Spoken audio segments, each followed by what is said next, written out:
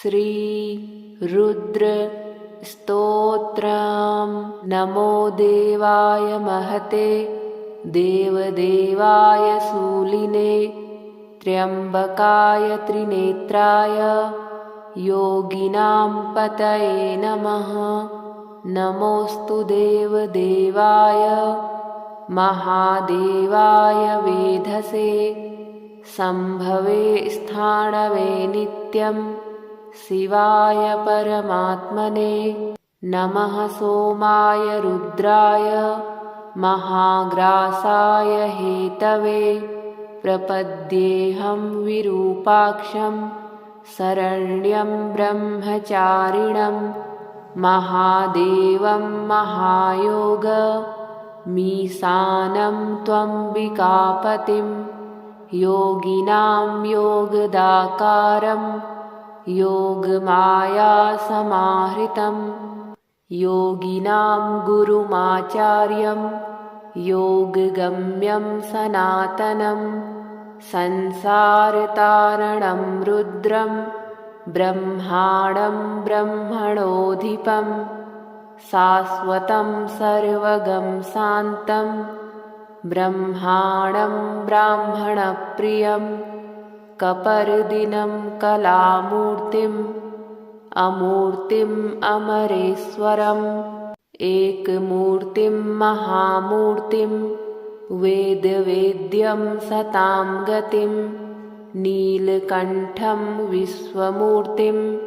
व्यापिनं विश्वरेतसं कालाग्निं कालदहनं कामिनं कामनाशनं नमामि गिरिशं देवं चन्द्रावयवभूषणं त्रिलोचनं लेलिहानम् आदित्यं परमेष्ठिनम् उग्रं पशुपतिं भीमं भास्करं तमसः परं। नमो देवाय महते देवदेवाय शूलिने त्र्यम्बकाय त्रिनेत्राय योगिनां पतये नमः। नमोऽस्तु देवदेवाय महादेवाय वेधसे संभवे स्थाणवे नित्यं शिवाय परमात्मने। नमः सोमाय रुद्राय महाग्रासाय हेतवे प्रपद्येऽहं विरूपाक्षं शरण्यं ब्रह्मचारिणं महादेवं महायोगमीशानं त्वम्बिकापतिं योगिनां योगदाकारं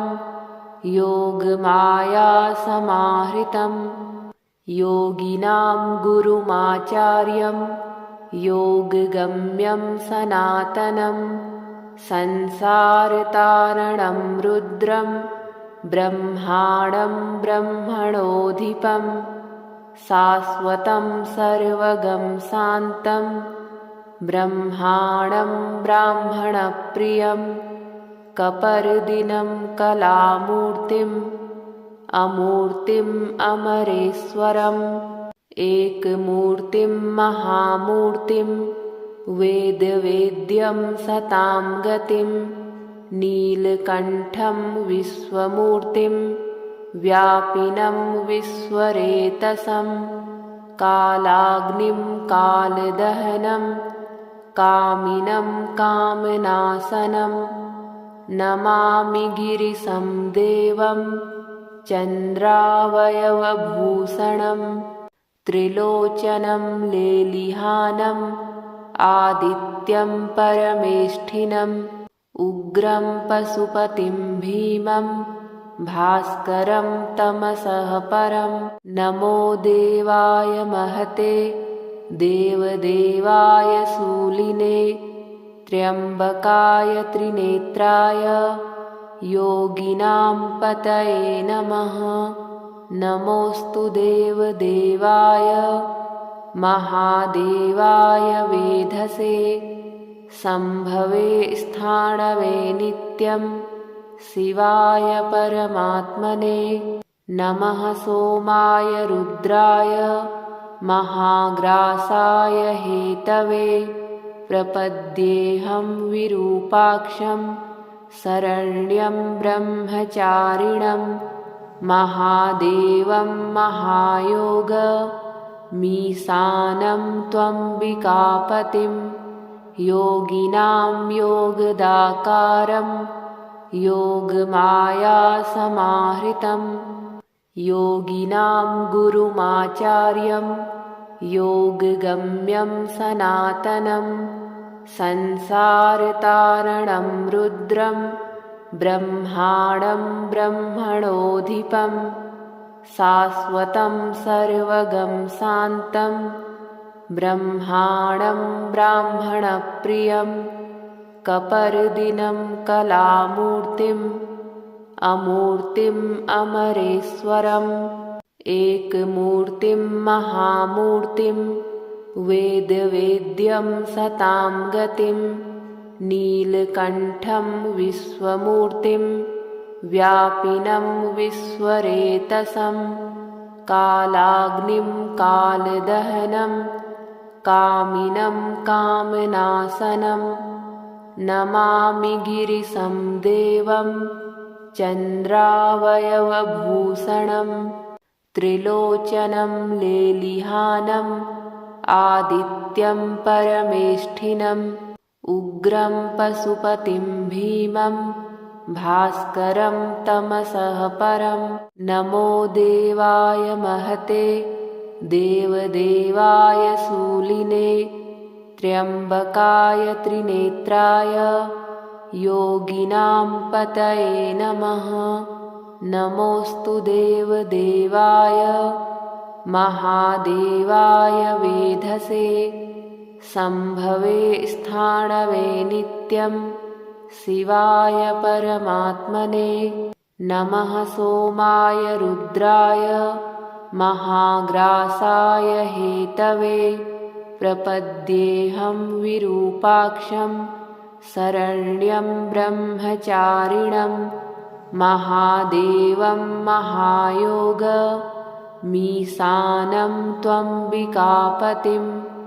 योगिनां योगदाकारं योगमायासमाहृतं योगिनां गुरुमाचार्यं योगगम्यं सनातनं संसारतारणं रुद्रं ब्रह्माणं ब्रह्मणोऽधिपं शाश्वतं सर्वगं शान्तं ब्रह्माणं ब्राह्मणप्रियं कपर्दिनं कलामूर्तिम् अमूर्तिम् अमरेश्वरम् एकमूर्तिं महामूर्तिं वेदवेद्यं सतां गतिं नीलकण्ठं विश्वमूर्तिं व्यापिनं विश्वरेतसं कालाग्निं कालदहनं कामिनं कामनाशनं नमामि गिरिशं देवं चन्द्रावयवभूषणं त्रिलोचनं लेलिहानम् आदित्यं परमेष्ठिनम् उग्रं पशुपतिं भीमं भास्करं तमसः परं नमो देवाय महते देवदेवाय शूलिने त्र्यम्बकाय त्रिनेत्राय योगिनां पतये नमः नमोऽस्तु देवदेवाय महादेवाय वेधसे सम्भवे स्थाणवे नित्यं शिवाय परमात्मने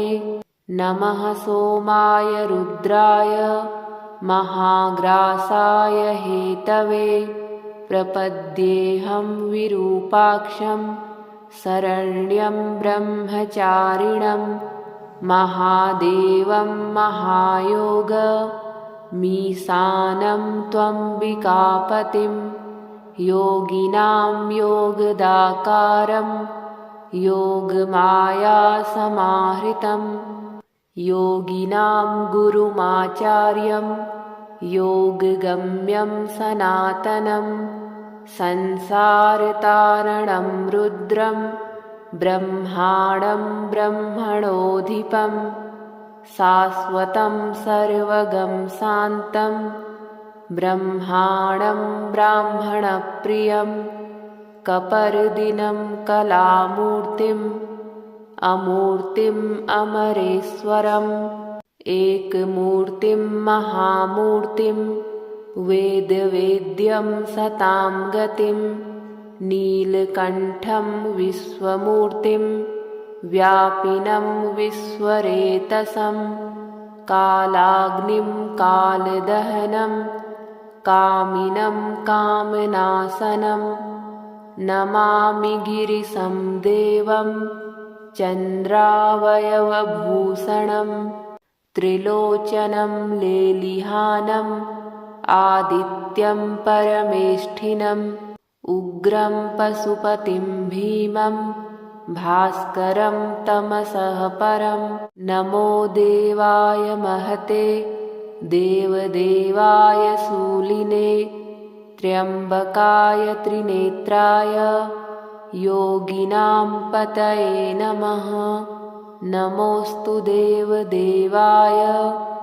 महादेवाय वेधसे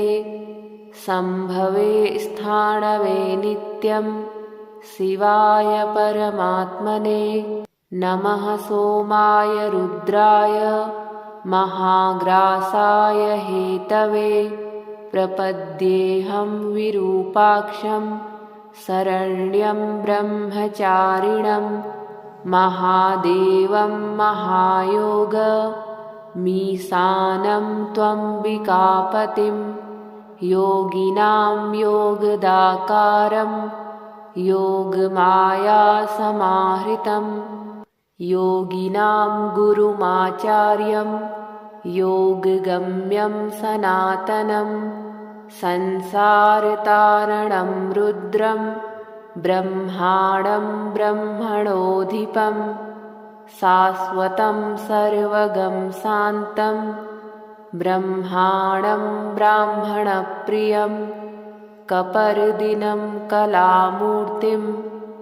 अमूर्तिम् अमरेश्वरम् एकमूर्तिं महामूर्तिं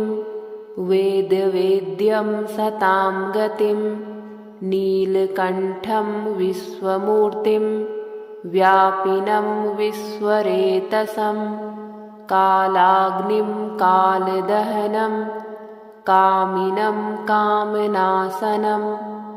नमामि गिरिशं देवं चन्द्रावयवभूषणं त्रिलोचनं लेलिहानम् आदित्यं परमेष्ठिनम् उग्रं पशुपतिं भीमं भास्करं तमसः परं नमो देवाय महते देवदेवाय शूलिने त्र्यम्बकाय त्रिनेत्राय योगिनां पतये नमः। नमोऽस्तु देवदेवाय महादेवाय वेधसे सम्भवे स्थाणवे नित्यं शिवाय परमात्मने नमः। सोमाय रुद्राय महाग्रासाय हेतवे प्रपद्येऽहं विरूपाक्षं शरण्यं ब्रह्मचारिणं महादेवं महायोगमीशानं त्वम्बिकापतिं योगिनां योगदाकारं योगमायासमाहृतं योगिनां गुरुमाचार्यं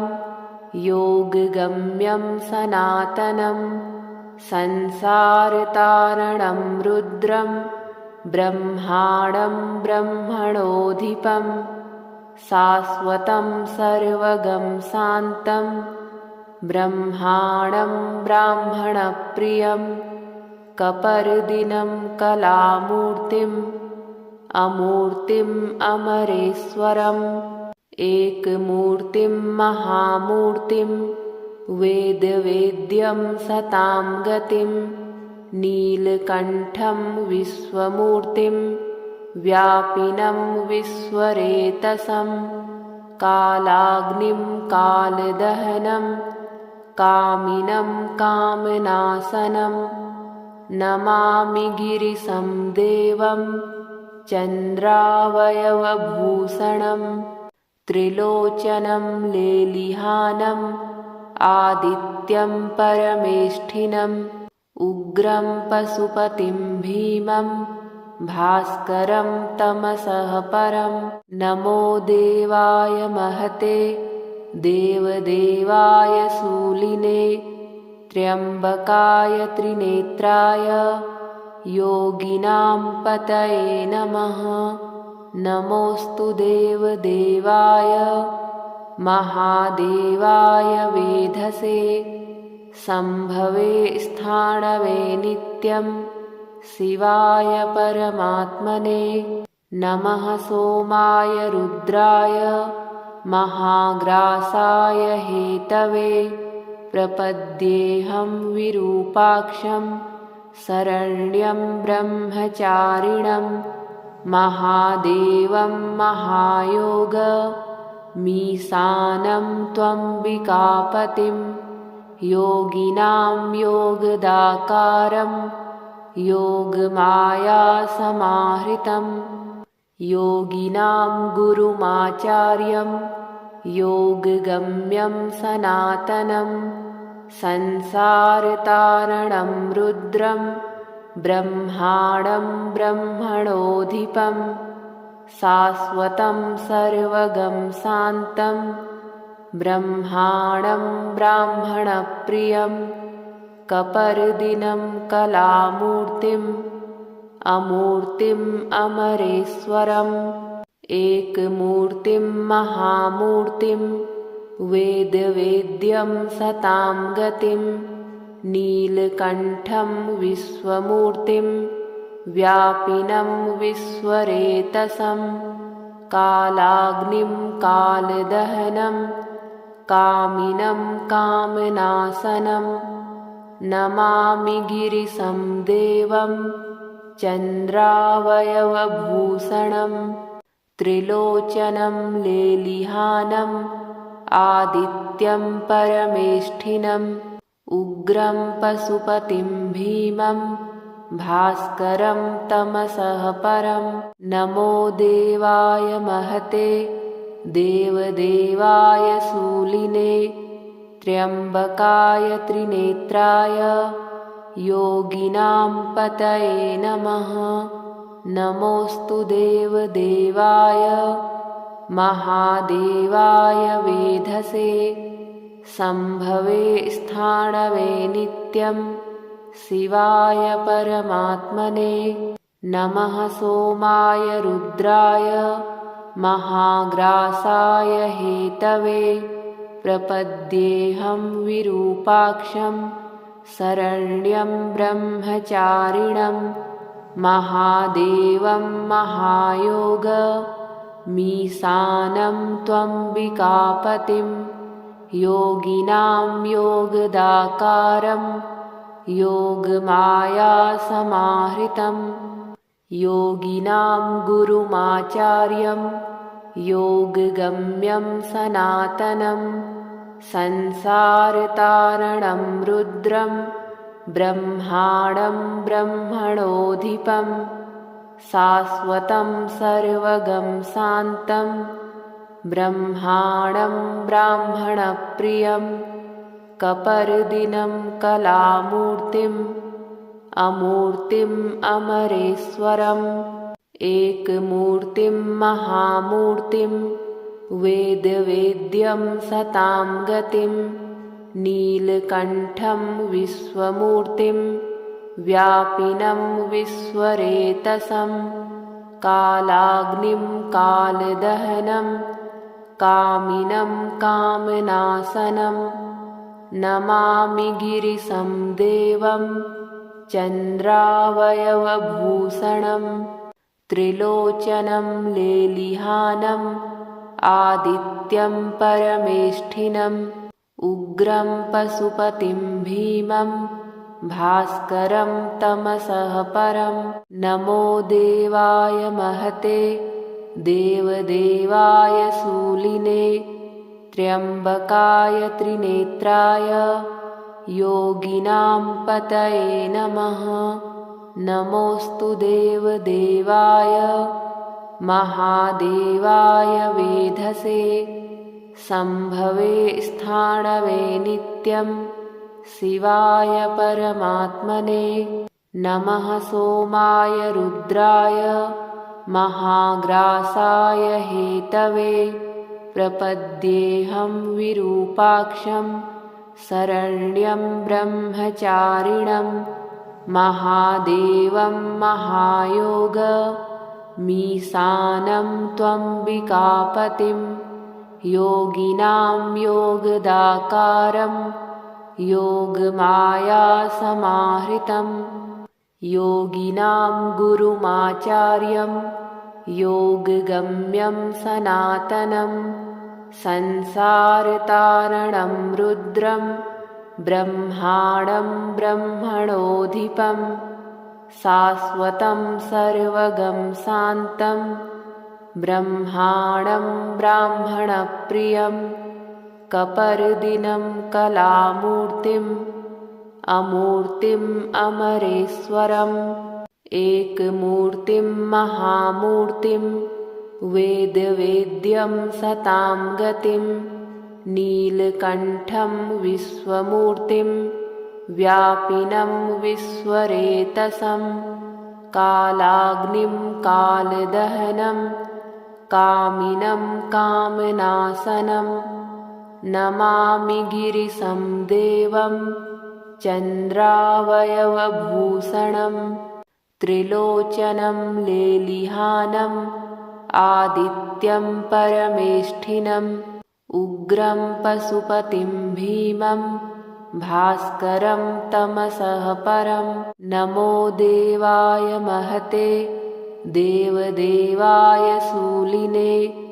त्र्यम्बकाय त्रिनेत्राय योगिनां पतये नमः। नमोऽस्तु देवदेवाय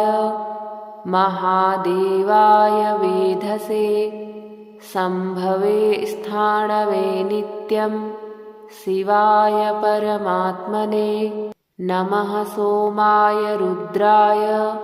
महाग्रासाय हेतवे प्रपद्येऽहं विरूपाक्षं शरण्यं ब्रह्मचारिणं महादेवं महायोग मीशानं त्वम्बिकापतिं योगिनां योगदाकारं योगमायासमाहृतं योगिनां गुरुमाचार्यं योगगम्यं सनातनं संसारतारणं रुद्रं ब्रह्माणं ब्रह्मणोऽधिपं शाश्वतं सर्वगं शान्तं ब्रह्माणं ब्राह्मणप्रियं कपर्दिनं कलामूर्तिम् अमूर्तिम् अमरेश्वरम् एकमूर्तिं महामूर्तिं वेदवेद्यं सतां गतिं नीलकण्ठं विश्वमूर्तिं व्यापिनं विश्वरेतसं कालाग्निं कालदहनं कामिनं कामनाशनं नमामि गिरिशं देवं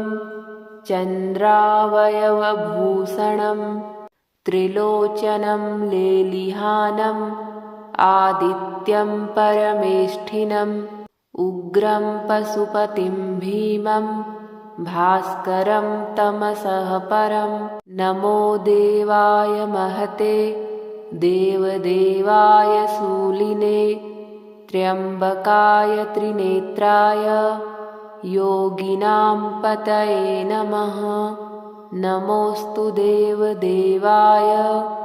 महादेवाय वेधसे शम्भवे स्थाणवे नित्यं शिवाय परमात्मने नमः सोमाय रुद्राय महाग्रासाय हेतवे प्रपद्येऽहं विरूपाक्षं शरण्यं ब्रह्मचारिणं महादेवं महायोगमीशानं त्वम्बिकापतिं योगिनां योगदाकारं योगमायासमाहृतं योगिनां गुरुमाचार्यं योगगम्यं सनातनं संसारतारणं रुद्रं ब्रह्माणं ब्रह्मणोऽधिपं शाश्वतं सर्वगं शान्तं ब्रह्माणं ब्राह्मणप्रियं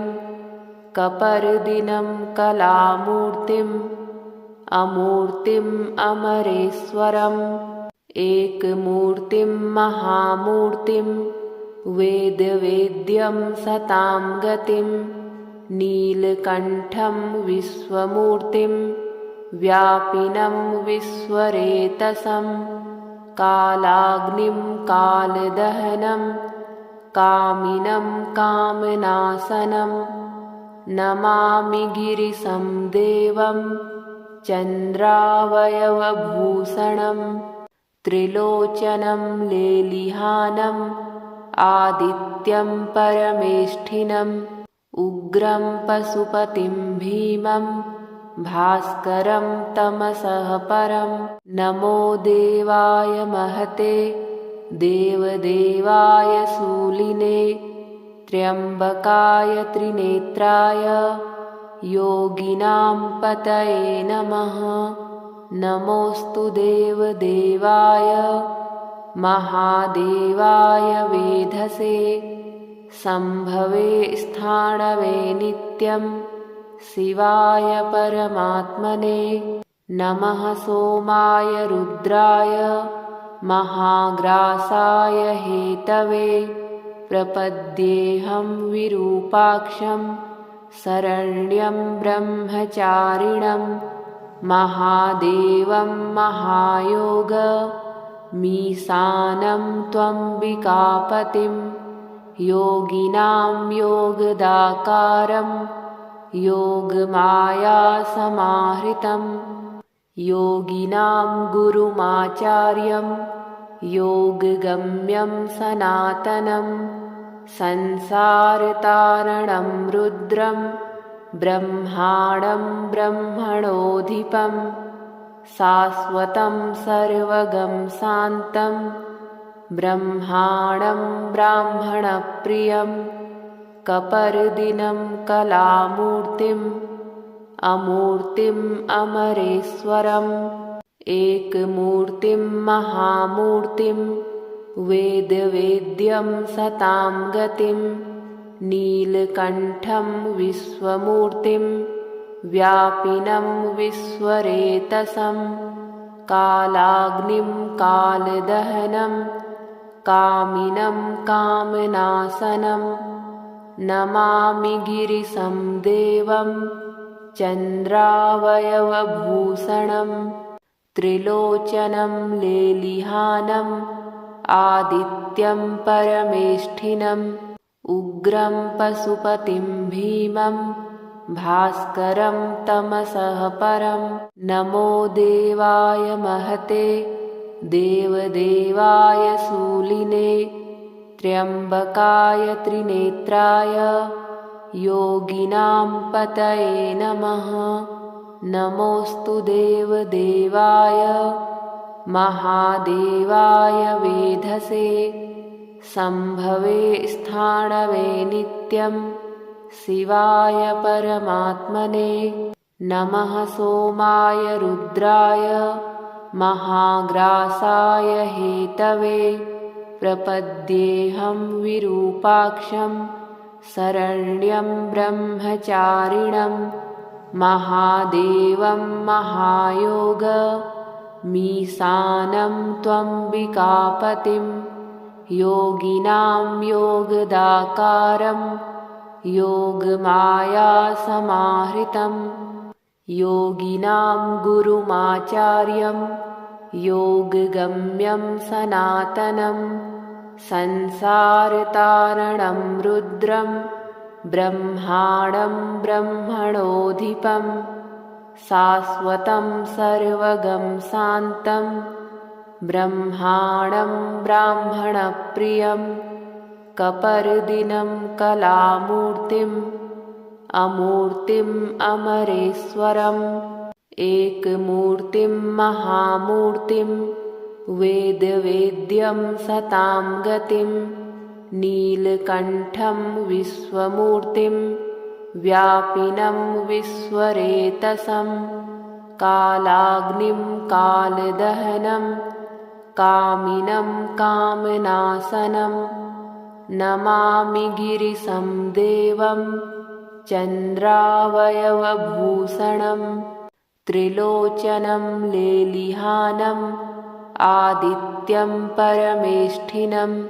उग्रं पशुपतिं भीमं भास्करं तमसः परं नमो देवाय महते देवदेवाय शूलिने त्र्यम्बकाय त्रिनेत्राय योगिनां पतये नमः।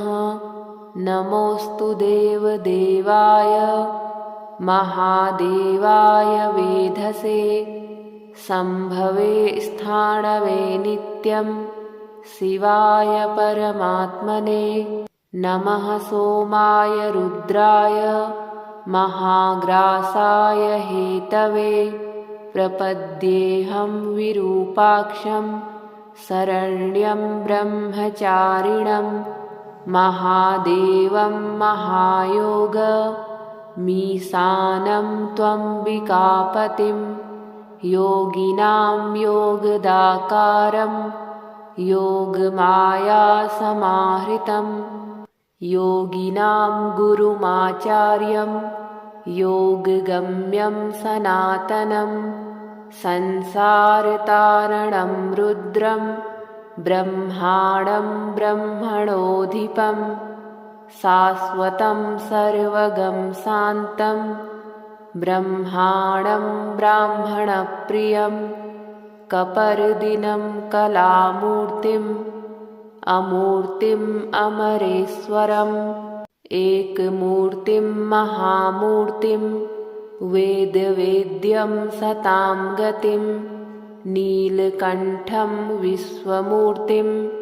व्यापिनं विश्वरेतसं कालाग्निं कालदहनं कामिनं कामनाशनं नमामि गिरिशं देवं चन्द्रावयवभूषणं त्रिलोचनं लेलिहानम् आदित्यं परमेष्ठिनम् उग्रं पशुपतिं भीमं भास्करं तमसः परं नमो देवाय महते देवदेवाय शूलिने त्र्यम्बकाय त्रिनेत्राय योगिनां पतये नमः। नमोऽस्तु देवदेवाय महादेवाय वेधसे सम्भवे स्थाणवे नित्यं शिवाय परमात्मने नमः। सोमाय रुद्राय महाग्रासाय हेतवे प्रपद्येऽहं विरूपाक्षं शरण्यं ब्रह्मचारिणं महादेवं महायोगमीशानं त्वम्बिकापतिं योगिनां योगदाकारं योगमायासमाहृतं योगिनां गुरुमाचार्यं योगगम्यं सनातनं संसारतारणं रुद्रं ब्रह्माणं ब्रह्मणोऽधिपं शाश्वतं सर्वगं शान्तं ब्रह्माणं ब्राह्मणप्रियं कपर्दिनं कलामूर्तिम् अमूर्तिम् अमरेश्वरम् एकमूर्तिं महामूर्तिं वेदवेद्यं सतां गतिं नीलकण्ठं विश्वमूर्तिं व्यापिनं विश्वरेतसं कालाग्निं कालदहनं कामिनं कामनाशनं नमामि गिरिशं देवं चन्द्रावयवभूषणं त्रिलोचनं लेलिहानम् आदित्यं परमेष्ठिनम् उग्रं पशुपतिं भीमं भास्करं तमसः परं नमो देवाय महते देवदेवाय शूलिने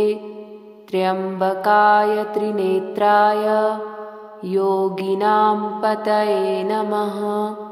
नमोऽस्तु देवदेवाय महादेवाय वेधसे सम्भवे स्थाणवे नित्यं शिवाय परमात्मने नमः। सोमाय रुद्राय महाग्रासाय हेतवे प्रपद्येऽहं विरूपाक्षं शरण्यं ब्रह्मचारिणं महादेवं महायोग मीशानं त्वम्बिकापतिं योगिनां योगदाकारं योगमायासमाहृतं योगिनां गुरुमाचार्यं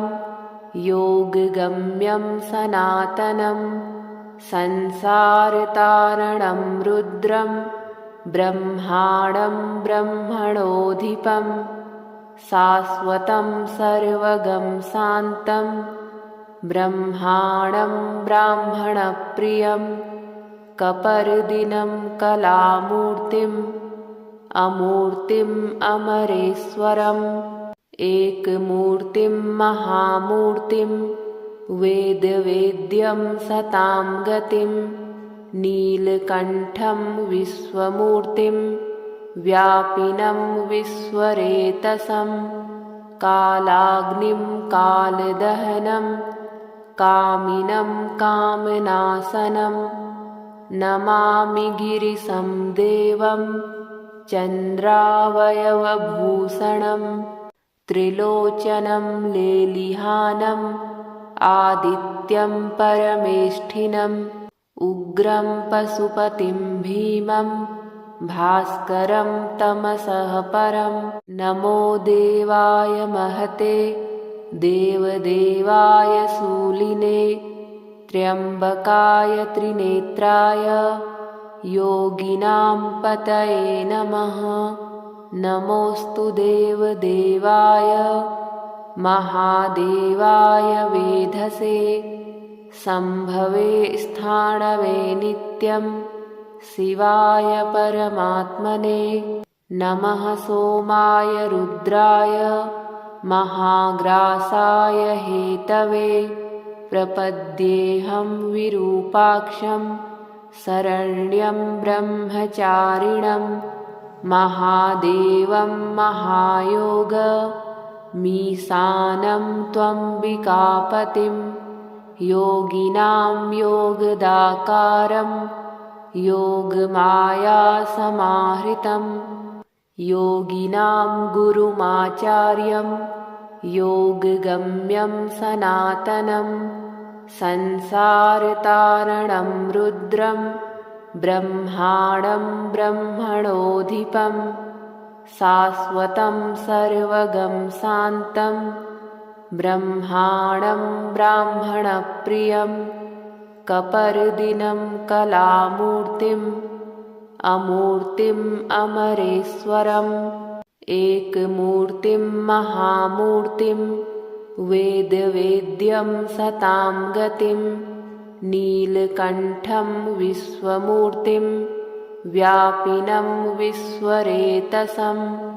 कालाग्निं कालदहनं कामिनं कामनाशनं नमामि गिरिशं देवं चन्द्रावयवभूषणं त्रिलोचनं लेलिहानम् आदित्यं परमेष्ठिनम् उग्रं पशुपतिं भीमं भास्करं तमसः परं। नमो देवाय महते देवदेवाय शूलिने त्र्यम्बकाय त्रिनेत्राय योगिनां पतये नमः। नमोऽस्तु देवदेवाय महादेवाय वेधसे सम्भवे स्थाणवे नित्यं शिवाय परमात्मने। नमः सोमाय रुद्राय महाग्रासाय हेतवे प्रपद्येऽहं विरूपाक्षं शरण्यं ब्रह्मचारिणं महादेवं महायोगमीशानं त्वम्बिकापतिं योगिनां योगदाकारं योगमायासमाहृतं योगिनां गुरुमाचार्यं योगगम्यं सनातनं संसारतारणं रुद्रं ब्रह्माणं ब्रह्मणोऽधिपं शाश्वतं सर्वगं शान्तं ब्रह्माणं ब्राह्मणप्रियं कपर्दिनं कलामूर्तिम् अमूर्तिम् अमरेश्वरम् एकमूर्तिं महामूर्तिं वेदवेद्यं सतां गतिं नीलकण्ठं विश्वमूर्तिं व्यापिनं विश्वरेतसं कालाग्निं कालदहनं कामिनं कामनाशनं नमामि गिरिशं देवं चन्द्रावयवभूषणं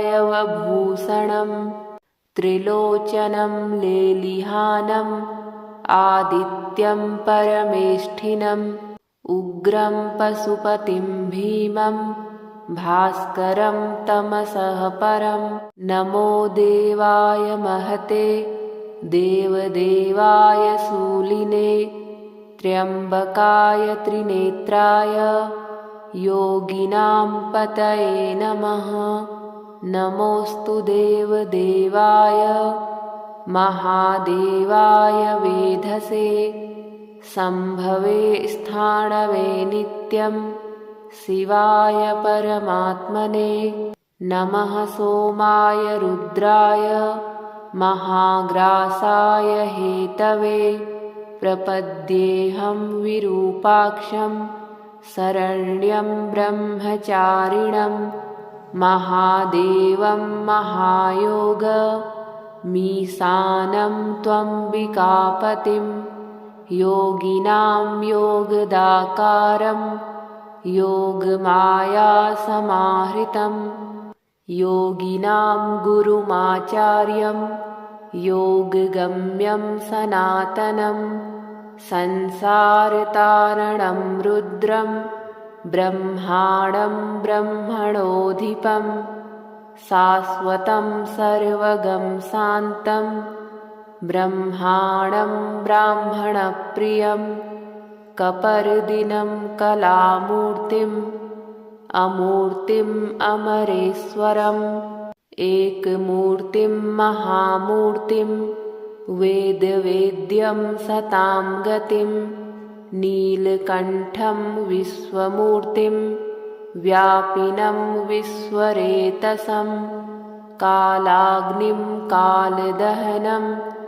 कामिनं कामनाशनं नमामि गिरिशं देवं चन्द्रावयवभूषणं त्रिलोचनं लेलिहानम् आदित्यं परमेष्ठिनम् उग्रं पशुपतिं भीमं भास्करं तमसः परं। नमो देवाय महते देवदेवाय शूलिने त्र्यम्बकाय त्रिनेत्राय योगिनां पतये नमः। नमोऽस्तु देवदेवाय महादेवाय वेधसे सम्भवे स्थाणवे नित्यं शिवाय परमात्मने। नमः सोमाय रुद्राय महाग्रासाय हेतवे। प्रपद्येऽहं विरूपाक्षं